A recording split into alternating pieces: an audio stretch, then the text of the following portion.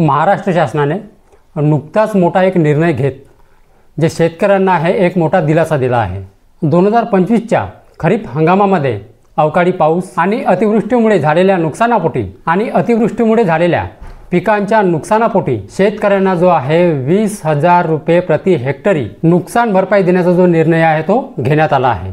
नागपूर, वर्धा, चंद्रपूर, हिंगोली आणि सोलापूर या जिल्ह्यातील तब्बल 84,346 शेतकऱ्यांना एकूण 73,54,03,000 इतकी मदत जी आहे वितरित केली जाणार आहे। ही जी रक्कम आहे थेट शेतकऱ्यांच्या खात्यामध्ये डीबीटी पोर्टलद्वारे जमा केली जाणार आहे। शासनाने दिलेला हा निर्णय शेतकऱ्यांसाठी एक मोठा दिलासा देणार आहे।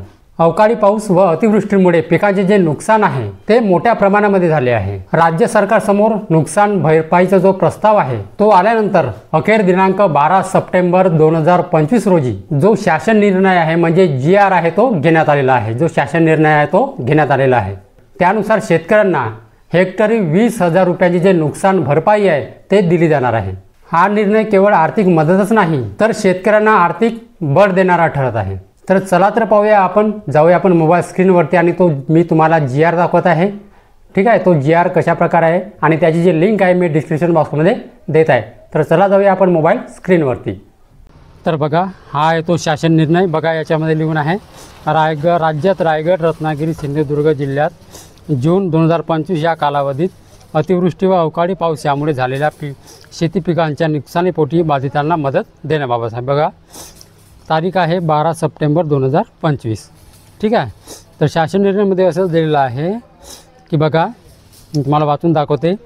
अतिवृष्टी, पूर व चक्रीवादळ यासारख्या नैसर्गिक आपत्तीमुळे शेतकऱ्यांचे नुकसान झाल्यास पुढील हंगामामध्ये उपयोगी पडावे याकरिता शेतकऱ्यांना विशिष्ट अनुदान स्वरूपात एका हंगामात एक वेळेस ज्याप्रमाणे राज्य आपत्ती प्रतिसाद निधीमधून विहित दराने मदत देण्यात येते तसेच राज्य आपत्ती प्रतिसाद निधीच्या इतर मान्य बाबींकरिता देखील विहित दराने मदत देण्यात येते। शासन निर्णय महसूल वन विभाग क्रमांक जे आहे हा जो शासन निर्णय आहे हा शासन निर्णय देण्यात आलेला आहे।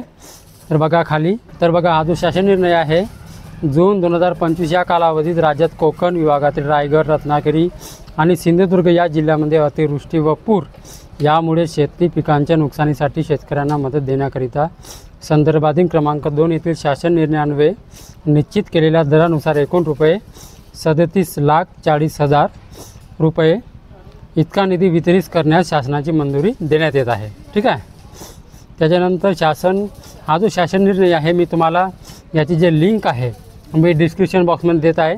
मी आता फक्त मी तुम्हाला सांगत आहे की याच्यामध्ये कोणकोणते जिल्हे जे आहेत ते सामील करण्यात आलेले आहेत, म्हणजे कोणकोणत्या जिल्ह्यांना जे नुकसान भरपाई आहे ते देण्यात येत आहे। तर ते बघा मी तुम्हाला आता ते जिल्हे दाखवतो। ते बघा, हे बघा हे आहेत ते जिल्हे। या निर्णयानुसार नागपूर, वर्धा, चंद्रपूर, हिंगोली आणि सोलापूर या जिल्ह्यातील शेतकऱ्यांना मदत मिळणार आहे। नागपूर विभागातील 24,841 शेतकरी, हिंगोलीतील 395 शेतकरी आणि सोलापूरमधील तब्बल 59,110 शेतकऱ्यांचा समावेश करण्यात आला आहे। या जिल्ह्यांमध्ये अवकाळी पावसामुळे पिकांचे मोठे नुकसान झाले होते। शासनाने या योजनेसाठी एकूण 73,54,03,000 इतका निधी मंजूर केला आहे।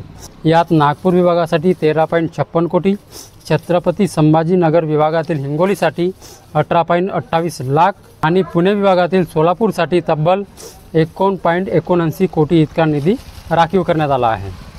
शेतकऱ्यांना या मदतीसाठी कुठेही फिरावे लागणार नाही। शासनाने असे स्पष्ट केले आहे की जी रक्कम आहे ती डीबीटी पोर्टलद्वारे शेतकऱ्यांच्या थेट बँक खात्यामध्ये जमा होणार आहे। त्यामुळे भ्रष्टाचार आणि विलंबाला जो आळा बसणार आहे। शासनाच्या या निर्णयामुळे शेतकऱ्यांमध्ये आनंदाचे वातावरण आहे। नुकसानीनंतर हताश झालेल्या शेतकऱ्यांना आता नव्याने पुन्हा हंगाम सुरू करण्याची जे प्रेरणा आहे ते मिळणार आहे। हे पैसे आमच्या शेतीसाठी जीवनदायी ठरत आहेत असे जे अनेक शेतकऱ्यांचे म्हणणे आहे। हे जे अनुदान आहे शेतकरी पुढील हंगामासाठी बियाणे, खते, औषधी जे आहे ते खरेदी करण्यासाठी वापरणार आहेत। तसेच काही शेतकरी जे आहेत ते सिंचनाची साधने सुधारण्याचा जो आहे तो विचार करत आहेत। सरकारच्या या निर्णयामुळे ग्रामीण अर्थव्यवस्थेलाही जो चालना आहे तो मिळणार आहे।